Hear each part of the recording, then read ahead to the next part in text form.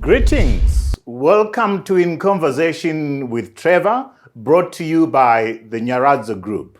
I go beyond the headlines and beyond the sensational. Today, I'm in conversation with Stan Higgins, a veteran PR consultant. Enjoy this informative conversation.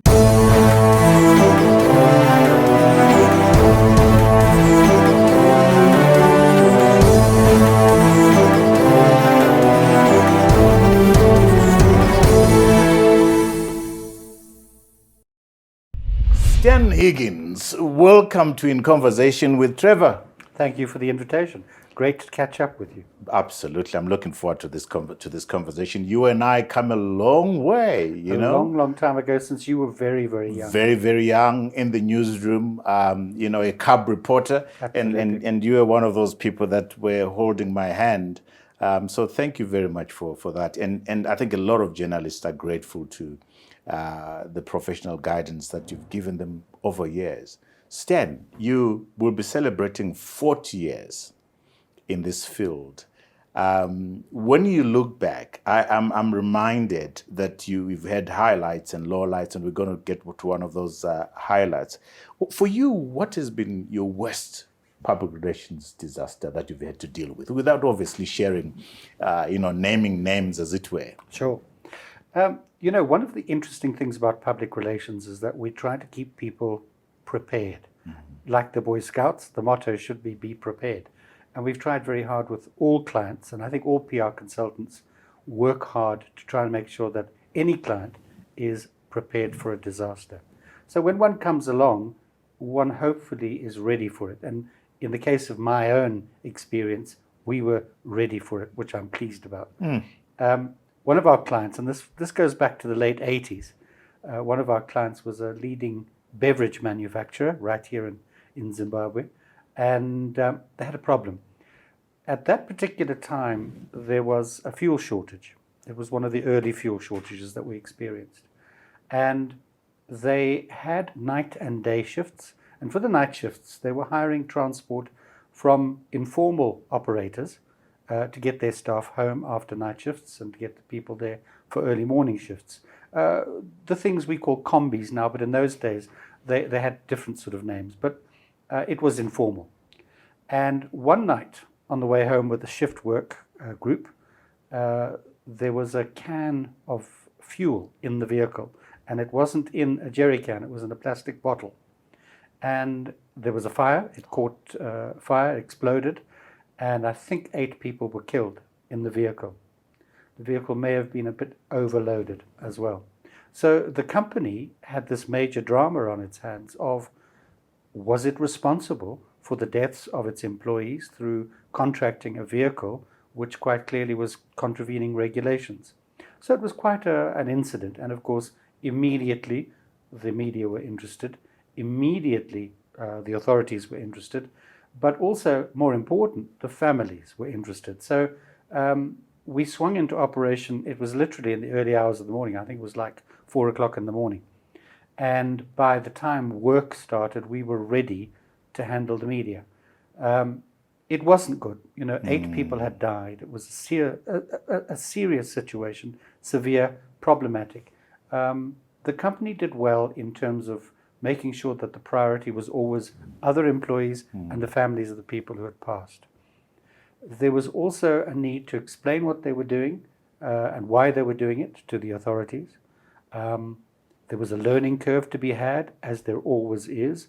How can we not do this again? But I'm glad to say they generally handled it very well, but it wasn't easy because of this loss of life. And I think that's something that is always the worst. If you have a crisis and it involves a financial situation or a moral situation, it's one thing. But when you're dealing with human lives, it's really very important to make sure that the prime focus is on A, the regret at the loss of life, and B, making sure that those who survive, both in the families and in the business, are treated properly, and also to make sure that one learns that one can't do this sort of thing again. There was a fairly significant shift in the way transportation was handled by corporates at that time, because they weren't the only people doing this, because at the time the public transport was failing somewhat, and people were relying more and more on the informal operators of public transport. So I think what happened is that people became a lot more mature about who they appointed to do their transportation, making sure that they followed the rules, making sure that their vehicles were roadworthy, that the drivers had the proper licensing and the proper defensive driving courses, that there was in vehicles the right sort of medical and fire equipment, etc., etc. So I think it was a learning curve, but it was a sad one on the back of that. Yeah. I'm glad to say, though, that the families responded very well. They were shocked, they were horrified. They never pointed fingers. They were so traumatized that they really wanted comfort, they wanted assurances. And, you know, large families, people want to know the breadwinner's gone, what can we do? And I think the company did extremely well to make sure that people were looked after, people were consoled. Of course, there are always people in a disaster situation who want to take advantage. So creeping into the media was the odd voice saying, but they didn't do this, they didn't do that. This was the problem, that was the problem. And it wasn't the media people as much as people who were contributing to the media. I have to say the media did extremely well. They were very, very objective about the whole thing. And they took to examining what was right and wrong in the issue as well. So it remained in the public spotlight for a good 2 or 3 months. It was an issue that really didn't die after the first day or two or the first week. It really carried on. And even in subsequent years, on anniversaries, we'd often get media people saying, it's a year, it's 2 years. What have you learned? What has happened? Yeah. And that's important, I suppose, because the media is, in part, to hold everybody accountable, not just government, but also corporates. Stan, do you get the sense that, generally speaking, in this country and maybe in the region, that PR is given the space that it deserves? Because I see PR disasters almost every day, and there is no accountability. Big corporates get away with murder because of the way they treat the public, because of the way they communicate with the public. Do you get a sense this is something that's important as far as our business is concerned? I think your question is, does PR get the right space? I think the answer to that is no. A great many people in public sector and private sector alike think that PR is some kind of magic wand that is waved and all is sorted out. And it's not really like that at all. A properly constituted public relations program really starts with an examination of what's right and wrong. You know, we have in PR what we call the 6-point planning model. When you do a PR program, you go through this methodically and you follow the rules. What are the 6 points? Right. Step number one is an analysis of the situation. Where is the organization now?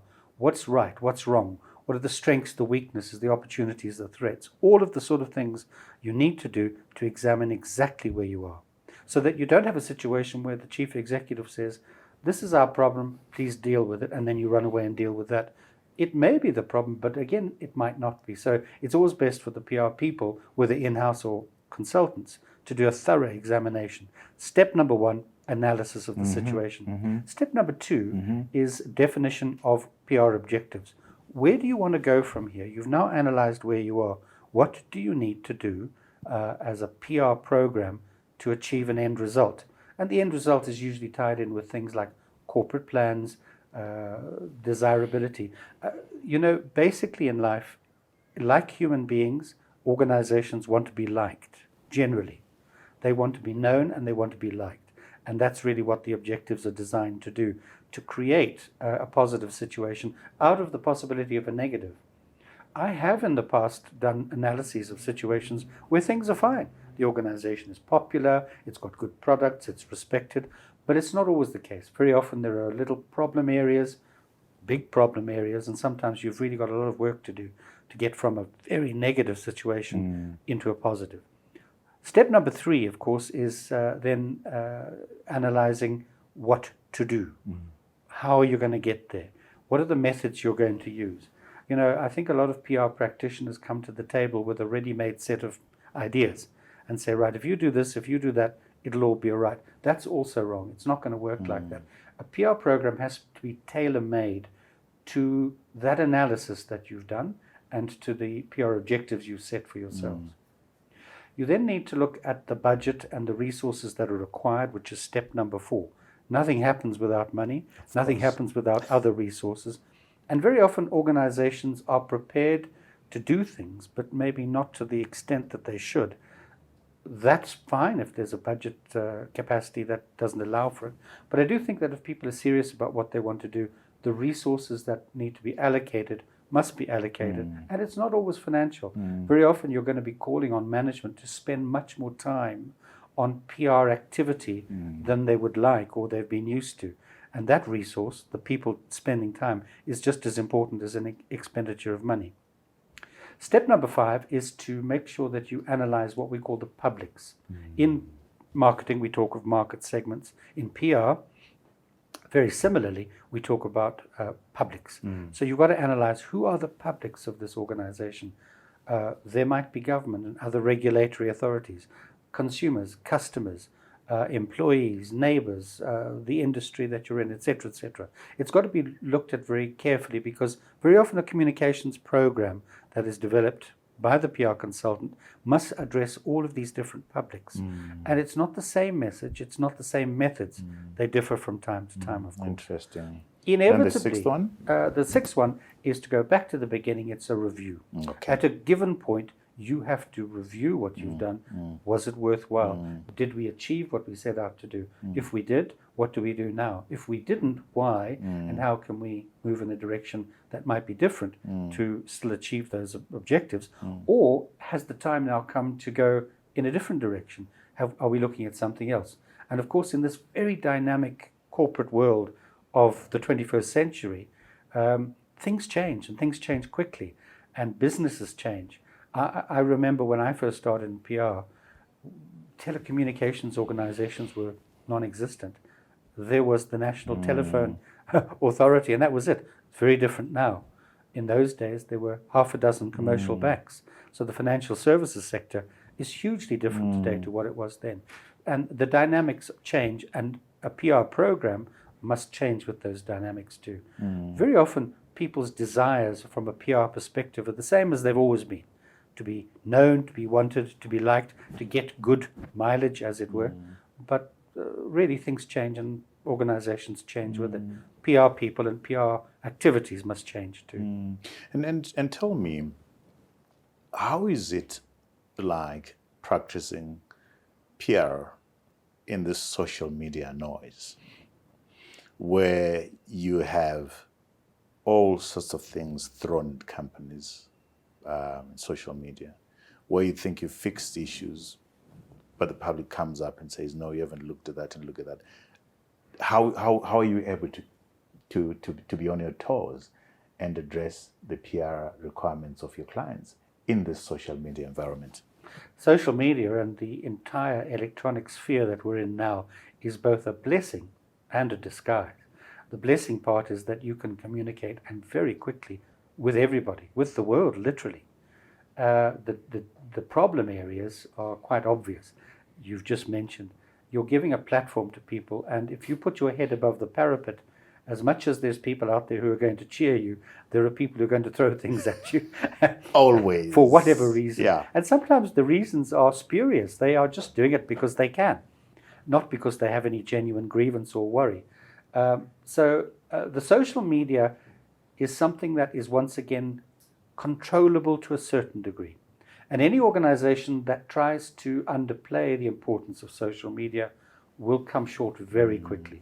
Those people who take it seriously and lead rather than be led, they're the ones who succeed. You know, we always say in business that change is the only constant. And the successful business is the one that knows the change is coming and leads the change. Doesn't wait for it to happen and be swept by a tsunami of change. They are the people who are leading the change, and they are fairly successful. And so it is with social media. If you utilize it effectively, you get results. If you ignore it, you don't get results. But no matter who you are, no matter how good you are, how perfect your track record, social media is a time bomb, because it can go off at any second for the most spurious of reasons, and often unplanned, and often from people who have nothing And more. what do you do as a PR consultant? Well, the key is to know when to respond and when not to respond. Aha. You know, we often follow the progress of the royal family in the United Kingdom, and their traditional rule has been do not respond. It'll go away, do not respond if it's nonsense. And to a large degree, that still is the case today. And for businesses, one can't be like that. One needs to know when to respond and when not to. And of course, that's the great success, is knowing the difference. Because sometimes responding adds fuel to the fire and just makes it worse. Sometimes ignoring does the same. Mm-hmm. To know when not to is really the key. And that's so the thing with social media. what's the sweet spot there? The sweet spot, I suppose, is that if you have a good story to tell and your track record is a good one, it's much easier to go forward than if you're a dubious organization with lots of question marks in your past and present. You find it much more difficult to convince people. If you're traditionally an organization that keeps quiet, that doesn't speak out, that is not known, has a history of a few problems here and there, you're going to find it much more difficult to persuade people that you're on the good side of the world than organizations who are out there, open. You know, we have in our country a very successful organization in the financial services sector. It is in fact in insurance. And traditionally it was very quiet about its social responsibility. And yet it was, I think, probably one of the top 3 in terms of applying social responsibility throughout the community. And they kept quiet about it. And they were attacked once publicly for not being Zimbabwean, for not doing the right thing and for not showing. And yet it had this huge history of helping the community and doing good things. And so while one wants to hide one's light under a bushel and do it for the purposes of doing it, the need is there to show people, be good and be seen to be good. It helps you and it helps the community. And the social media is like that as well.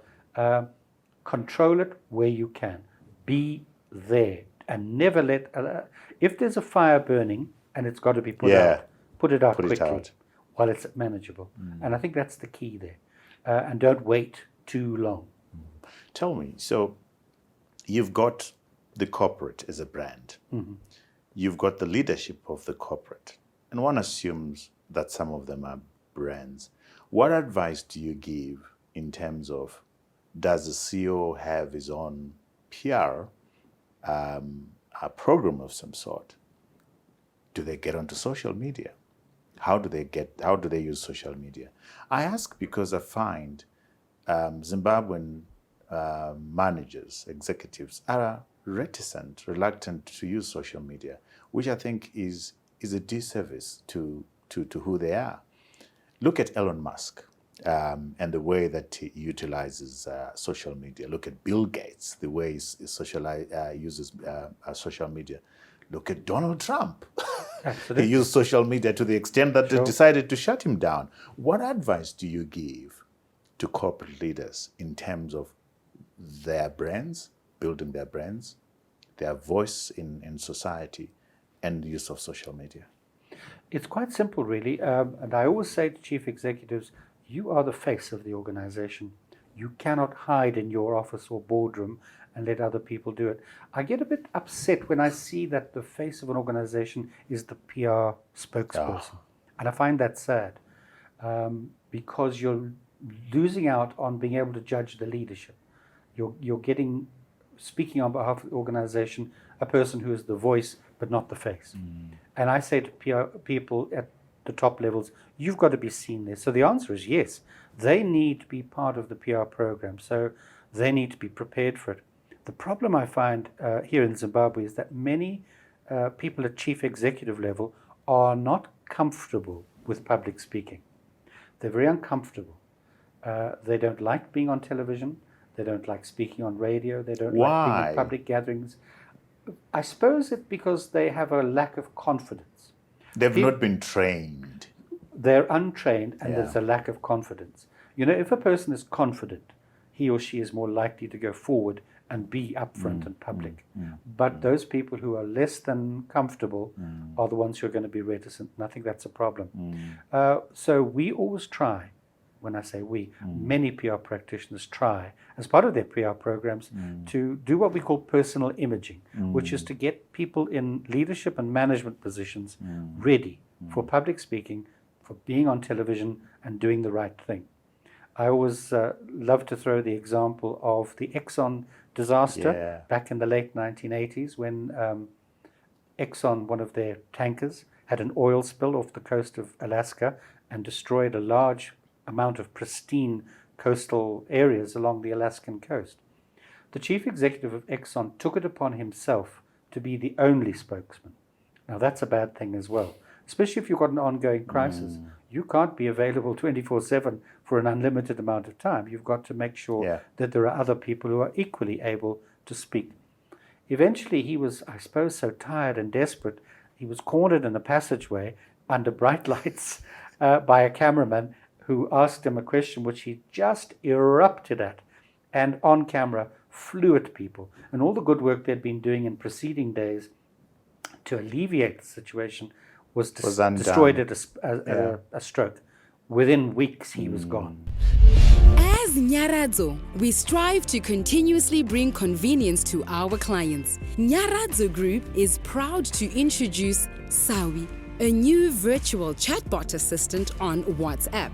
With Sawi, you are now able to interact with us from the comfort of your home and can be assisted anytime via WhatsApp. With life assurance products, diaspora products, applying and assessing your policy, payment platforms, claims information, and any other queries concerning payments, policy information, or products and services. Simply WhatsApp Sawi on +263 712 992892 or register and start interacting and receiving notifications from Sawi on WhatsApp.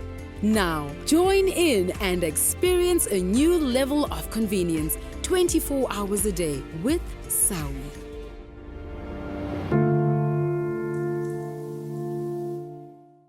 Do you think that Zimbabwean executives think that PR is below their pay grade? I think so. I have to say you're absolutely right there.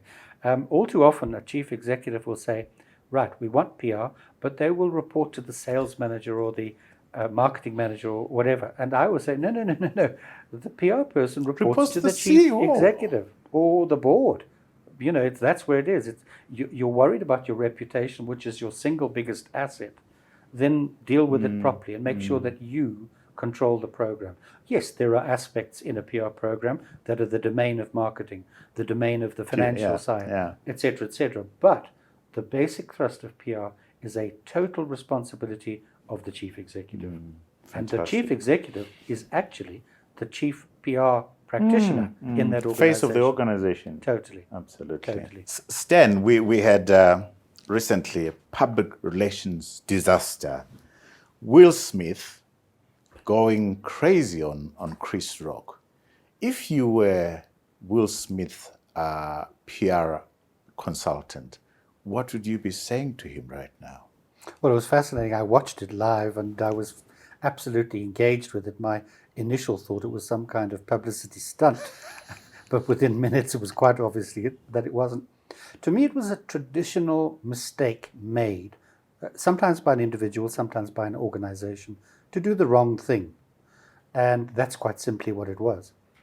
In his mind, he had built up that he was doing something positive. If I was his PR consultant, I'd have been down at the Dolby Theatre within minutes, banging on the door to get in and speak to him, because he was about to have the best platform in the world to sort that problem out. Receiving the Best Actor Oscar, he knew he was going to get it. Of course he was. He had the world's eyes watching him for several minutes, and that was the time to sort the problem out, and he didn't. If I had been his PR consultant, I'd have been down there, I'd have gotten to him and said, right, get on stage now, apologize, grovel. You must say you've done wrong. You have done wrong, admit it. Get Chris Rock up on stage with you, apologize to him in front of the billions. And also, immediately come up with what I would have thought would have been a very clever thing to do and say, I'm going to commit myself now to a lifetime of fighting against violence. Let me say from here that I will be from here a preacher of nonviolence. And then the very next morning to go to a school and talk to people and say to young people, Wow. impressionable young people, you saw what I did, it was wrong. There's no excuse for it. But what I want to do is tell you, don't do it. And then seriously and with his heart in it, engage in an activity forever of preaching nonviolence. He would have ameliorated that situation enormously. He chose not to. His own speech was a self-pitying thing which made more people irritated. The tears just didn't wash. Absolutely. And you know that the next day you could see that that statement of apology had come from the PR advisor. Was it a good statement or what? I thought It wasn't a bad statement, Yeah. but it was too little, too late. And you know, when you've got a situation like that where literally 1 billion people are watching, you've got to deal with that fire in seconds. And he could have done. And I think if he had taken the steps I've just said, he would have sorted that problem out straight away. Instead, he has created a lifelong problem for himself. No matter what he does now, he will always be remembered as the man who lost his temper and assaulted somebody. Fascinating. And I do think that the huge amounts of discussion about it are all speculative. Nobody really knows. But they're damaging. And nobody wants to be damaged. People want to deal with being liked, being admired, being respected. And he's going to have to work very hard to achieve that. He has his diehard fans. I mean, if you watch social media, which we were talking about, the voices for are as many as the voices against. But the fact of the matter is what he did was wrong, unacceptable. He did something that is a negative to show in front of impressionable people. And as a man that people are trying to push forward and edge on. It was the pinnacle of his career so far, receiving that Oscar. It was quite something. And to have stolen his own thunder just a few minutes beforehand was a sadness and a tragedy. But it could have been alleviated. Because I gather he's going to be kicked out of the academy now. Well, or he's going to resign. He's preempted that by resigning. But they are still going to discuss what to do, and they have to make a stand. They won't take the Oscar away from him. Precedent, isn't it? It isn't really. There were 5 other people who have been eliminated from the Academy before. But not for that kind not of... for that, no, for other reasons, usually moral type things. Stan, I'm going to put you on the spot and give you an assignment. PR assignment to fix Zimbabwe's image. If you're given this assignment, 1, would you take it? And 2, where would you start and what would you do? Would I take it? At the drop of a hat. But only if, let's say it would be the government of Zimbabwe that would appoint somebody to do that, only if they would take the advice that is given to them. You can't try and undertake a campaign of any kind with one hand tied behind the back. And if the government were prepared to listen to what suggestions would come their way and to implement the program, I would say yes. One of the problems that corporates of any kind face, not just governments or public sector bodies, but all corporates, is they often think that whatever they do that's wrong can continue to be done under some kind of smoke and mirrors shield of protection. And the answer to that is no. If you're going to try and tell people that you are an organization that should have a good reputation, deserves a good reputation, you then have to earn it. Anything you do that is contrary to the principles of that good reputation have to be eliminated. So if there are problems there, they need to be addressed. And we have a great many problems in this country, historic and current, and they need to be addressed. And a good PR program would deal with that. So the answer is yes, I would take it, but I would say under the condition that you do what we are telling you to do.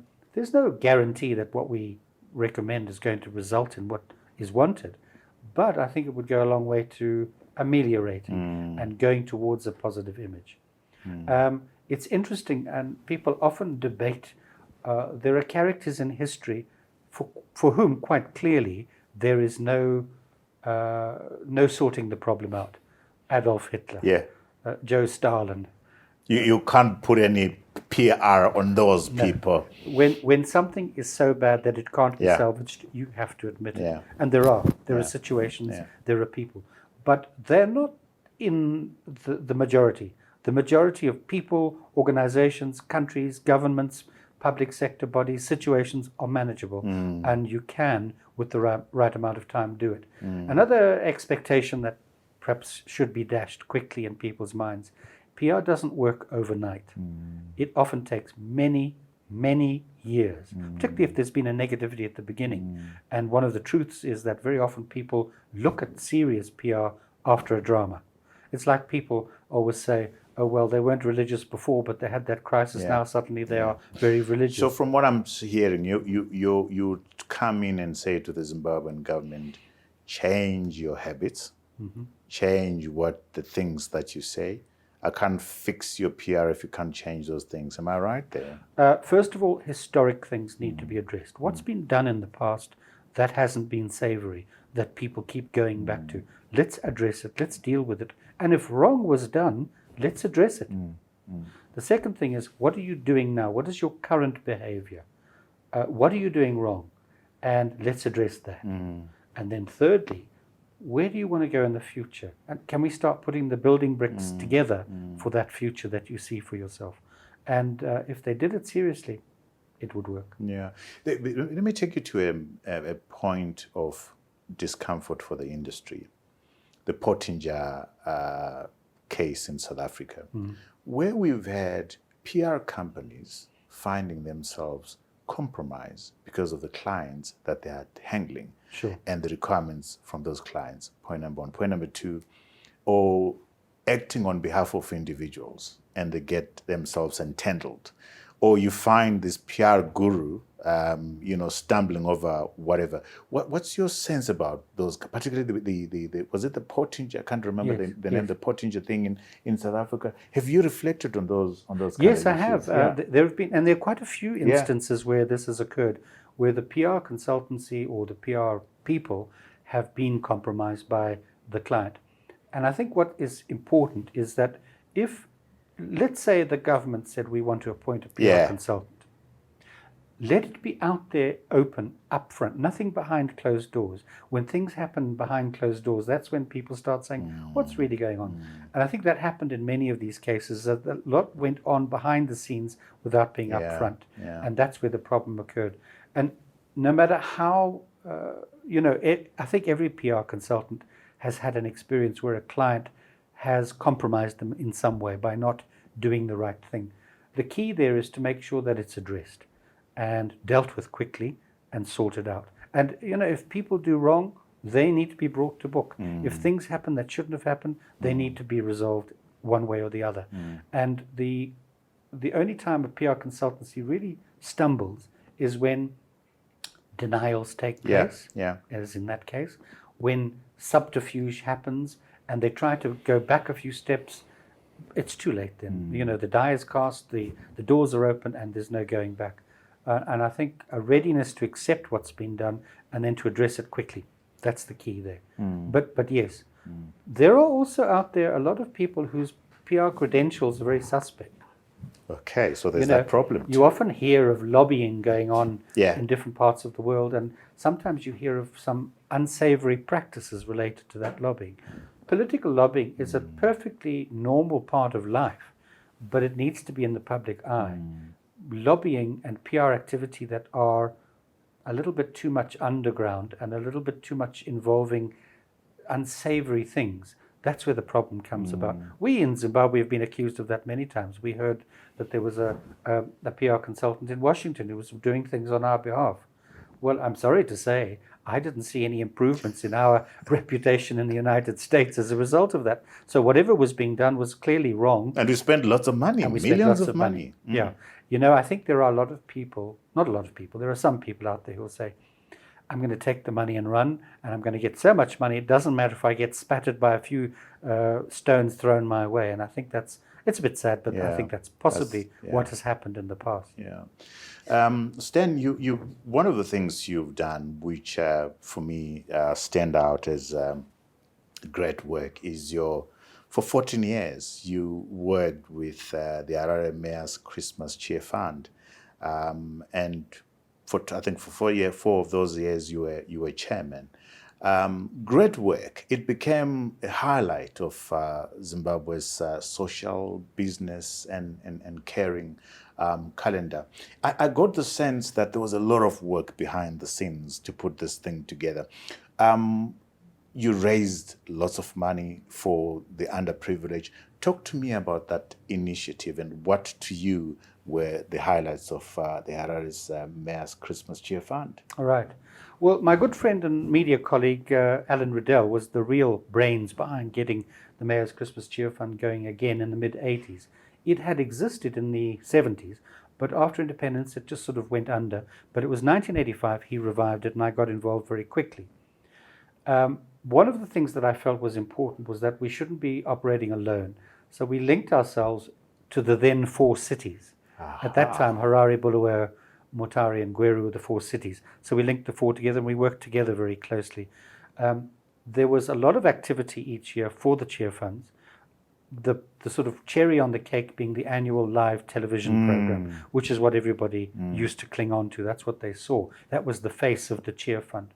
You're quite right, though. We used to sort of start meeting around about April each year, plan the year, and the second half of the year was filled with activity. And although we called it the Christmas Cheer Fund, the idea wasn't to give charities some kind of treat at Christmas, but to provide enough of an injection of support that it would be good for them for the rest of the year. And that's what really we were trying to achieve. A number of activities culminating in the television program each year. We had a lot of people with us as well. I think I'm right in saying that we had a working party of about 15 people, made up of the mayor and the mayoress, current, a couple of people from within the council stroke municipality, and the rest were volunteers from the private sector. The mayoress played an important role in this whole thing. Talk to me about that. Very much so. We wanted the mayor and the mayoress of the city to be regarded as mother and father. Yeah. People who could be relied upon to do good things for the people. And people who had their roles to play, obviously, in the political or administrative spectrum, but here, when it came to social responsibility, were caring people, and in the main they were. I never came across a mayor who wasn't really interested in the benefits to the underprivileged. They really were. Even the ones who sometimes were called into question, but generally they were good. And the mayoresses generally were very good as well. They gave a lot of time. I have to, in particular, Charles Tawengwa, when he was mayor twice, his wife Sai, she was amazing. Wow. If I tell you she spent all day, every day, for a good 3 or 4 months of the year working on Mayor's Cheer Fund activities, I'm probably understating. She was devoted, dedicated, would do something at the drop of a hat, and everything I ever suggested she should do, she did. So she wasn't the only one, but she was the prime example. I think a lot of people underestimate the need out there. Oh. And of course now it's even worse than it was then. There were hundreds of charitable institutions that needed help. Just name them roughly. Who were you helping? Well, I think I'm right in saying at the end of each year we used to disperse to about 100 different organizations. The rule being that they all had to be registered welfare organizations with a welfare number, so that they were all above board. The big ones were people like Harare Children's Home. That's been run for the most part of the last 40 years by the marvelous Maria Satoli, who is just the most wonderful and caring person. She's still there and still doing so much for children in need. They were a very hard working part of the Cheer Fund, and they got benefits. SODA out in Highfield, I'd never heard of it before, the Society of the Destitute Aged. That was an institution which had been going since the 40s, and they always used to get a benefit from us. The Jairus Giri organization, these are organizations with long traditions of really serving and doing things. St. Giles, many. So I ask because our viewers out there might not know this, but the Harare Mayor's Christmas Cheer Fund was started, I think, in 1961 by Mayor Ivo and Chami. Yes. Peach. Yes. They were the couple that started this. and people like Executive Mayor Much Masunda and Figile Masunda, the late Mayor, his soul rest in peace, did quite a lot of work there. But that's not the case anymore. Stan, talk to me about that. What's the status of the Mayor's Christmas Cheer Fund? I'm not involved and haven't been for a long time. And of course, my exit from the Mayor's Cheer Fund had a little bit of a problem area, which you will probably remember. We can talk about that. But the problem that I see it now is that it's been given some kind of second-class status. When we were going at its strongest, there wasn't a soul in the municipal organization who treated it lightly. It was treated with the utmost respect. If a resource was required, it was given. If something was being done, it was given full support. And possibly my observation is that maybe people think it's something that can be done in a few minutes or in a short amount of time, and it's not given the resources that are needed. And the resources in the main are people's time. And I think that's probably what the problem is.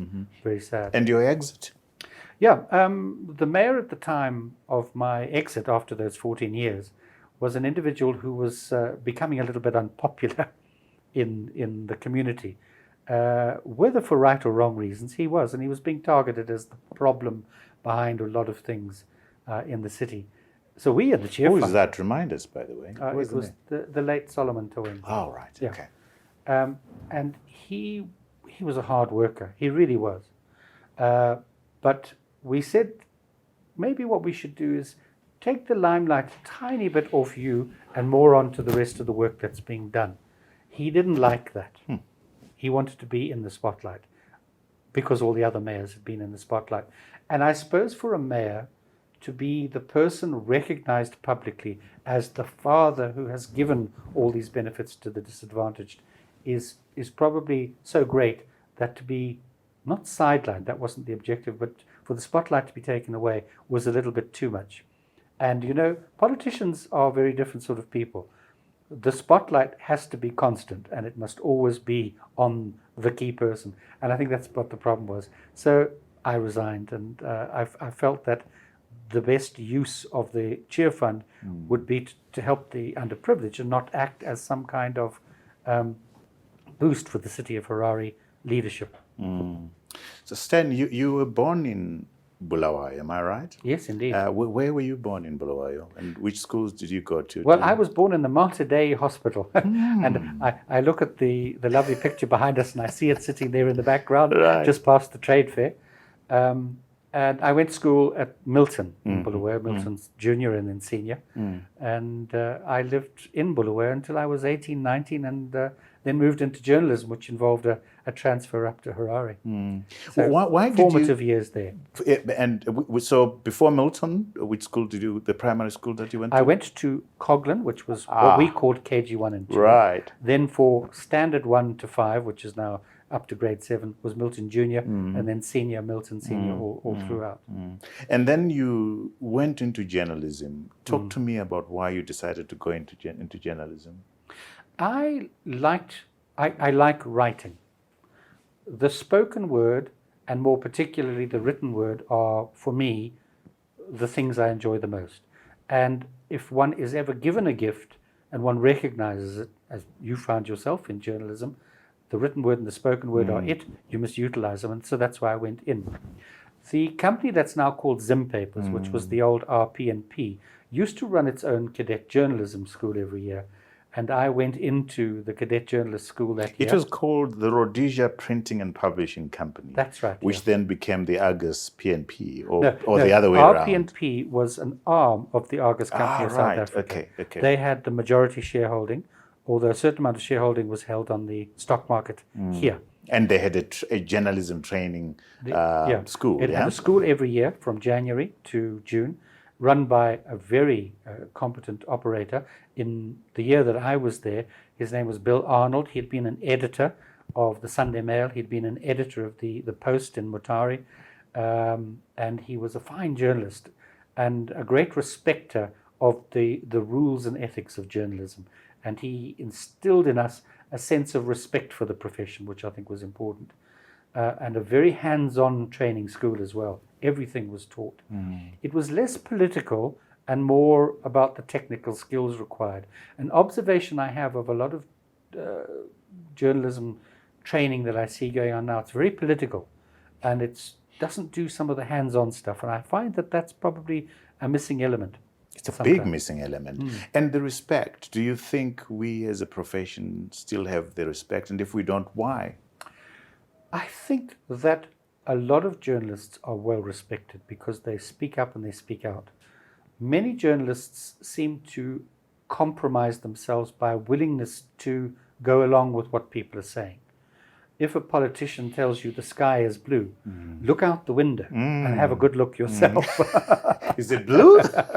So, I'm saying politician, but it's not just politicians. You know, you and I had this discussion, I think, when we used to run the Marketing 2000 conferences, and we had a big discussion about it. It's not just public authorities that sometimes try to crush journalists' free spirit. Corporates do as well. Private sector. We've seen the private sector saying, I'm not putting ads in your paper if you run that story. Well, that's appalling. That's an absolute travesty of free speech and can't be allowed. And I think one of the problems that a lot of journalists today face, particularly younger people, is they think that to compromise and to not tell the whole truth is just the way it's done. And the few people who fight against that are the ones we admire and we really like to see coming up. But it's not just in Zimbabwe. I think around the world we see quite a polarization where objectivity is sometimes lost and people are very subjective, particularly in a political perspective. You look at the United States, for example, a lot of journalists hated Donald Trump simply because they didn't like Donald Trump. It didn't matter what his policies were. They didn't like the Donald. And so that was the problem. And the same with Joe Biden. Yeah. People who liked Donald Trump. We are so polarized, isn't it? You know, every time I talk about how bad things are in journalism, I always want to make an effort to say there's a certain context. I mean, if you look at our country, a lot of things don't work. Yes. In banking, there are problems. In the government, there's problems. In hospitals, there's problems. You know, doctors commit fraud, lawyers commit fraud. So we are a broken society. But for me, the focus on journalism is because I think we have a bigger role in providing, in being the conscience of society. Absolutely. In leading from the front. And if we are broken, the brokenness of society is going to get worse. Do you agree? Totally. Yeah. I suppose it's natural in an environment where there is that broken status for journalism to be affected.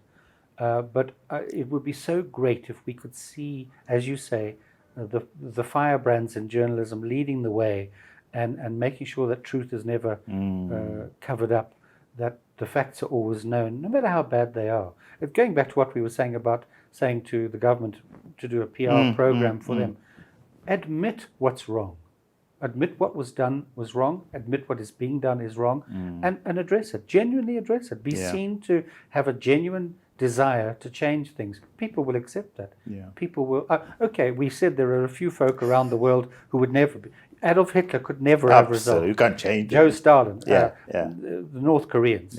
Unfortunately, sadly for them, there's no going back. Robert Mugabe would never be changed by PR. I mean, let's say that also. Well, it's very interesting. The late Nathan Shamirira called me into his office one day in the late 80s.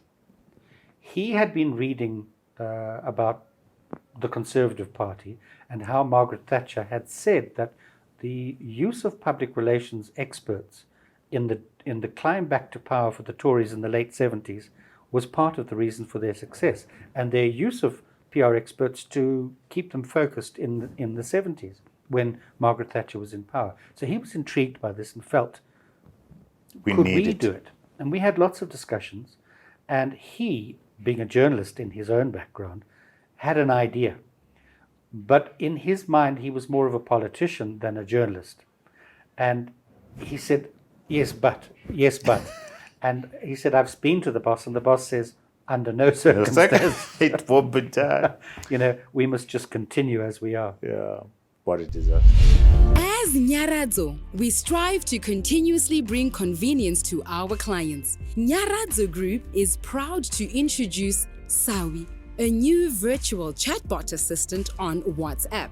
With Sawi, you are now able to interact with us from the comfort of your home and can be assisted anytime via WhatsApp. With life assurance products, diaspora products, applying and assessing your policy, payment platforms, claims information, and any other queries concerning payments, policy information, or products and services. Simply WhatsApp Sawi on +263 712 992892 or register and start interacting and receiving notifications from Sawi on WhatsApp. Now, join in and experience a new level of convenience 24 hours a day with Sawi.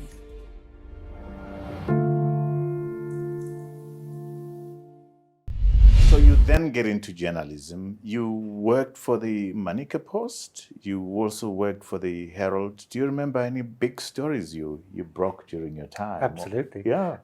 When I went into journalism, I went to the Cadet Journalist School, and I was then posted to the Herald at the end of that. And I was quite happy about that because Harare bigger than Bulawayo. But within a few months, I was then posted to the Post, what was then called the Umtali Post, now the Manica Post, which was a weekly newspaper in Mutare. Now, as an aspiring journalist, I thought I was being banished to Siberia. But actually, it was the finest thing that could Beautiful happen to me. Mutare. The place was wonderful. And of course, being on a weekly newspaper and being just two journalists with one editor, you did everything. Sport, court reporting, politics, reviews of art, everything. What beautiful training. Absolutely. Could not have been finer. We did sub-editing. I stood in for the editor when the editor was away. Who at that age would get an experience like that? So it was marvelous. It was a great training ground. But towards the end of my period there, we had a thing. The North Koreans had arrived in Zimbabwe to train the Zimbabwe National Army. It was kept quiet, which was, once again, from a PR perspective, not a good idea. Say it's happening. And we reported one Friday morning in August 1981 on the front page that the North Koreans were there and were training the Zimbabwe National Army. We didn't make a big thing of it. It was just anything happening in Manica land was going to get coverage. If you sneezed, you'd probably get coverage in the Manica Post. It brought down a ton of retribution, and on the Tuesday following, my editor, the late Jean Maitland-Stewart, and I were escorted up to Harare for a meeting with the Prime Minister, as he was then, Robert Mugabe, and the Minister of Information, Nathan Shamyarira, and asked to say why we had covered the story. And she had written an editorial which said basically, they're here, but why wasn't it announced? Why are they being kept? Is there something untoward that this is not being announced? And of course, it went worldwide, as you can imagine. And we were getting phone calls from all over the world wanting to know what was happening. So it became quite an issue. But once again, from a PR perspective, the government handled it very badly. So once again, they could have learned. I felt then that maybe journalism was going to become tricky. And so I decided to move out. So when I was posted back to Harare, I was very soon offered a job in the world of PR. George Foote. The legendary George Foote. In my mind, the doyen of PR practitioners in this country. He is still going strong. Is he? Yes, he is indeed. Is he in the country? He's still in Harare and retired now, but he does a lot of work with environmental and corporate activity. So I remember George Foote, smart. He was a smart dresser. Absolutely. He had this amazing image, and he made an impression on me when I was in the newsroom as a PR practitioner. And I'm glad he did, because he wasn't just a smart talker. In his heart and in his mind, was a good man. Was a goodness, a genuine goodness. Yeah, absolutely. Okay. So you left journalism to go into PR. And then I went into PR. George Foote is your... with George Foote as my mentor, and I learned that way.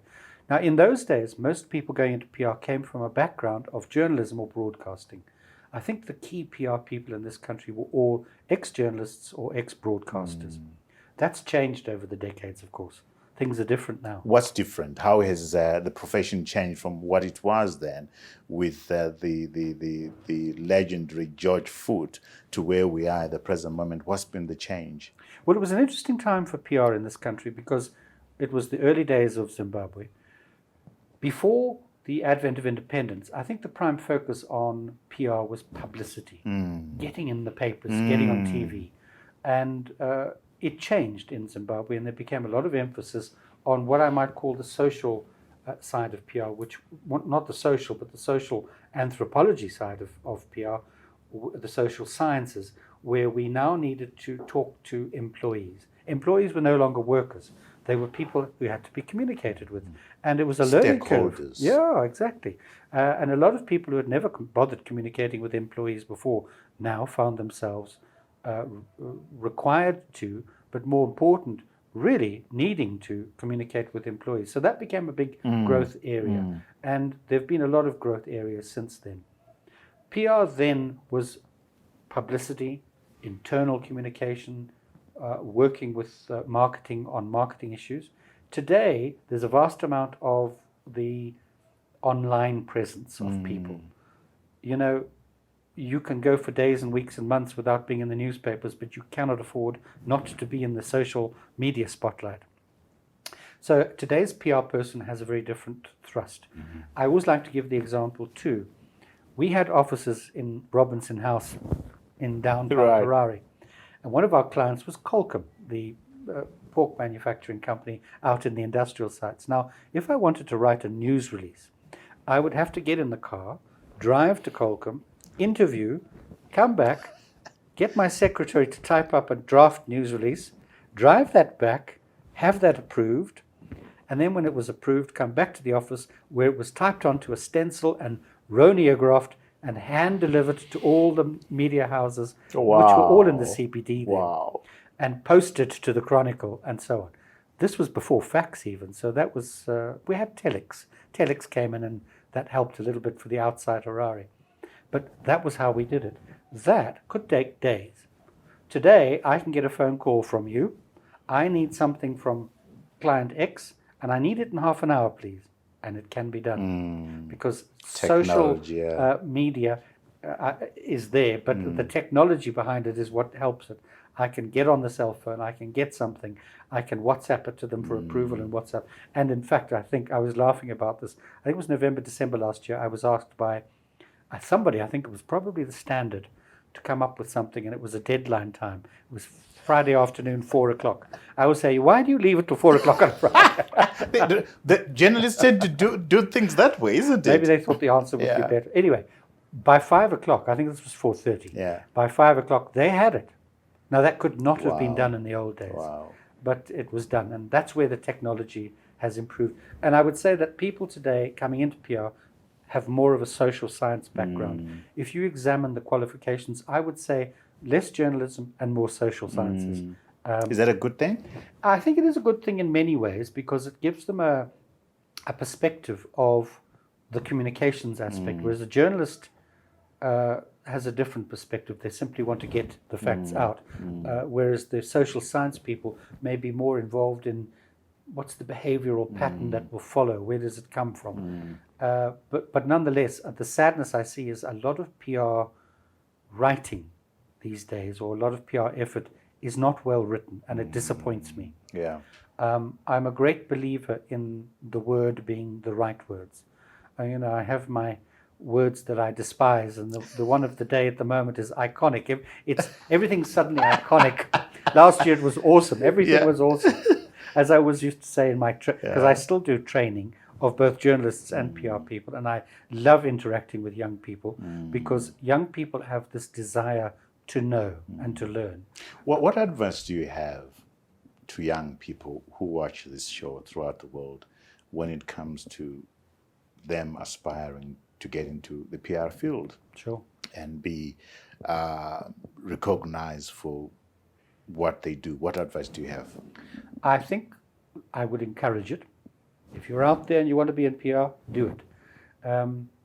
I think you need to make sure that you've got the mindset that requires attention to detail, the use of the truth and ethical means of doing and saying things, and learn as much as you can from those who've gone before about what's right and what's wrong. But be there and recognize that you must make PR people respected. Chief executives must respect PR, but they're not going to respect PR if you are an inferior product yourself. So be what you can be and make them listen to you. You know, talking about that, I really have this strong, passionate desire to get our CEOs in a room and train them about how they interact with the public, train them on PR, train them on how they engage with media. Is this a passion that's misplaced? No, I think you're absolutely. I share that passion with you. I would love to see more of that. I find a problem in Zim at the moment when we run courses of what I consider fairly significant corporate level topics. The chief executives don't come, but their managers come. And the managers get fired up and enthused, and they go back and they're met killed by this brick wall because the chief executive wasn't there. And I once said to a chief executive, this was a good 10, 15 years ago, why didn't you come? I can't be seen to be at a training thing with my managers. What will they think of me? Yeah. And I said, well, I think they think you were a damn fine fellow for doing it.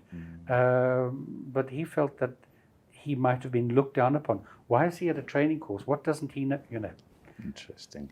So I've already said you've been doing this now for 40 years, and you started off with Spectrum, with the legendary, iconic. In that case, 100%, 100%. George Foot. Then we went to Network and Hallmark, and you're now running your own PR For many company. years, I've had my since own. 1997. I can't pronounce the name of your company. Aquarius. It's Aquarius. Yeah. Aquarius. So yeah. It's an Who are interesting your key clients as Aquarius? Who are your key clients? In recent years, my clients have tended to be mostly in the travel and tourism sector. Okay.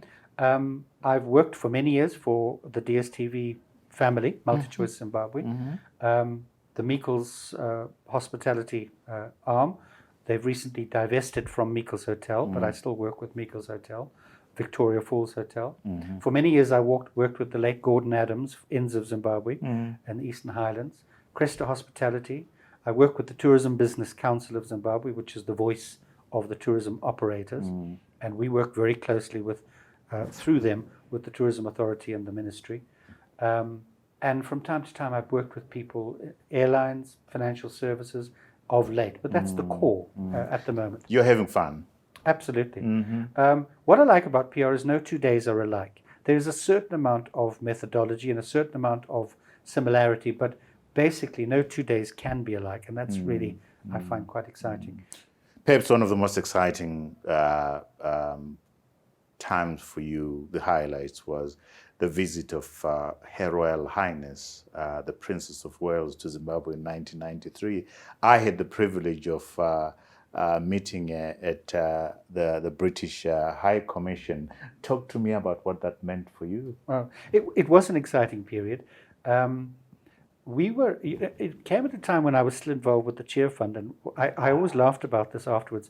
With the Cheer Fund, we used to struggle and push to try and get moderate amounts of money coming through.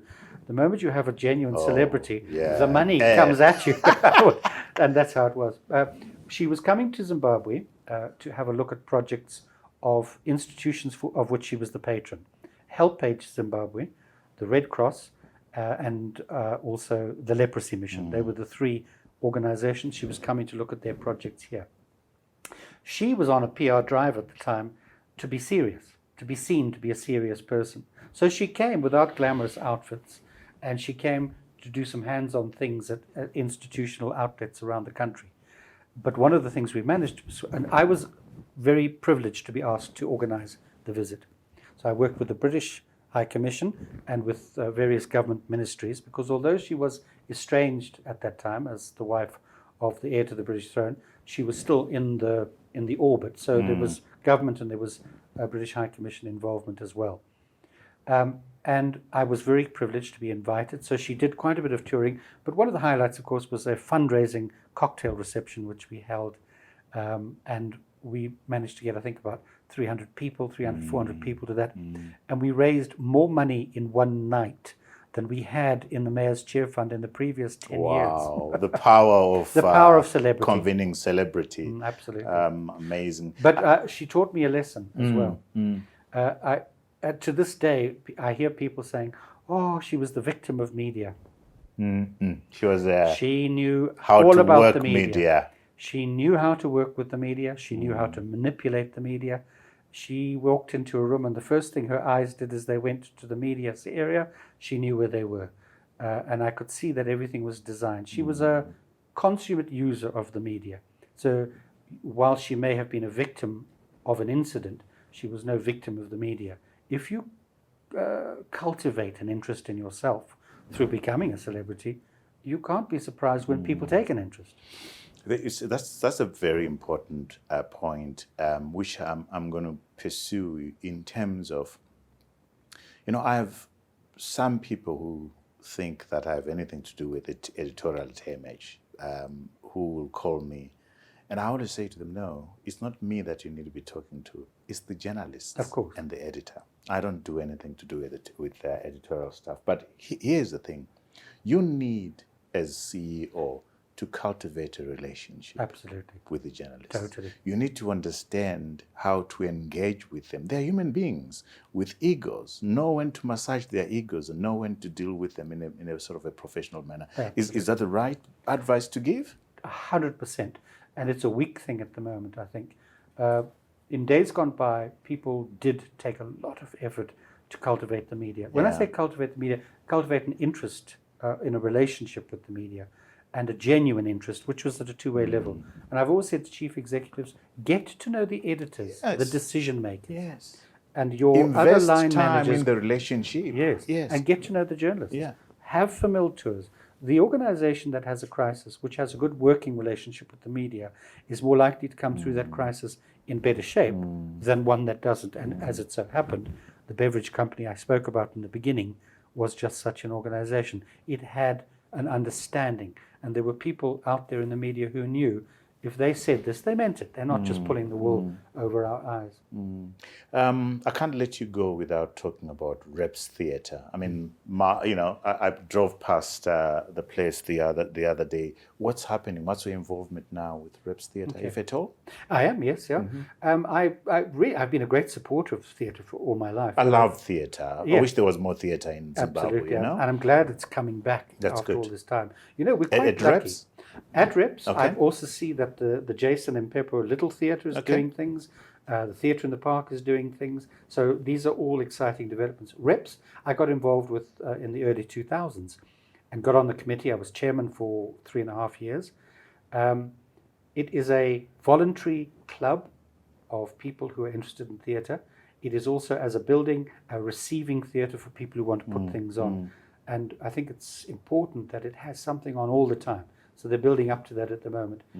What it needs is people. Right. People need to join as members. Okay. People need to come, not just to be on stage. A lot of people say to me, I don't want to join Reps because I don't want to act.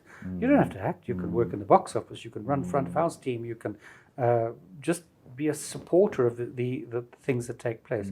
So the Repertory Players, which owns Reps, needs membership, and it's driving towards it. You can count on me joining. Excellent. Because there is a closet actor inside of me. Fantastic. Yeah. We need them. We need them. I have to tell you that Zane Lucas, who's one of our prolific directors, has just had auditions for a Shakespeare play. Reps tries to put on one set book in the schools every year. Right. And this year it's going to be 12th Night.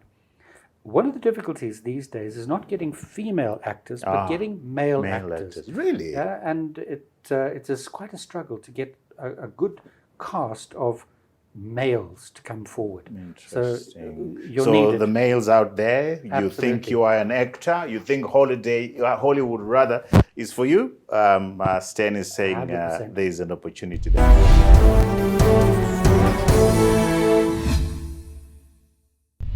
Stan, I'm not going to let you go before we share the Trevor Book Club. What books have you read, Stan, that you would recommend to our book-loving audience out there? We love books, Okay. and we love book recommendations. Well, I love biographies or autobiographies, and I also love a certain amount of fiction, but it is biographies and autobiographies that I love the most. And I have recently read some fascinating biographies, not autobiographies, but biographies. One of Ronald Reagan, which is a fairly recent one. Ronald Reagan, they used to call him the great communicator, because if anybody understood PR, it was Ronald Reagan. Of all the leaders we've seen in the world in decades and decades, he was the man was an actor. He was an actor, and he knew how to communicate and did it well. So it was a fascinating biography of him. There's a lot of revision of him now. What is it? What's the book called? Did I miss that? It's called The Gipper, Gipper, Okay. which was his nickname, which he got when he was a football player as a youngster, as somebody who organizes and gets things done. And it's well worth reading. I think it's written by Richard Arnold. Okay. I can recommend that. I've also read a couple of other biographies of a couple of politicians. I read one which I wasn't much impressed with, about Tony Blair. I find him a fascinating character. Yes. Which book is that? It's called Tony Blair, The Untold Years. By who? And it's by, I've forgotten the author. It's not Alistair Campbell. No, it's not Alistair Campbell, no. Okay. But it is by a woman who worked for his wife, I think. Okay. And she's written, it's a little bit protective of him, but it looks at some of what motivated him. Okay. And I think very often with politicians, we don't understand what's made them what they are. And this one talks a little bit about that as well. The third one? And the third book that I've just recently read was the biography, it was an autobiography of Kenneth Branagh. So Kenneth Branagh, the director, the actor, who has done so well recently with his autobiographical film, Belfast, which was an interesting one for me because Belfast was a film, I don't know if many people have seen it, if you haven't, catch it. It's set in the start of the Troubles in Northern Ireland. So against a backdrop of unimaginable horror, you've got a good family story about family and community. And I've yet to see a film in Zimbabwe about Zimbabwe in its wartime with the facts of the war, but with human interest as the focus. So if you're a filmmaker out there, that's a topic I think you need. We've got great filmmaking potential in this country, and we need to realize it. And I'd love to see something similar. So the Kenneth Branagh one was inspirational in that it showed me you can cover topics of horror and terror and sadness, but give it a human face. Human face. Yeah. Stan, you've taken me down memory lane from the days I entered the newsroom, and George Foote and a lot of other characters there. Thank you so much, Stan. Good. Well, it's been a pleasure. It's so easy talking to someone who has a good grasp on life. I enjoyed this. Thank you so much.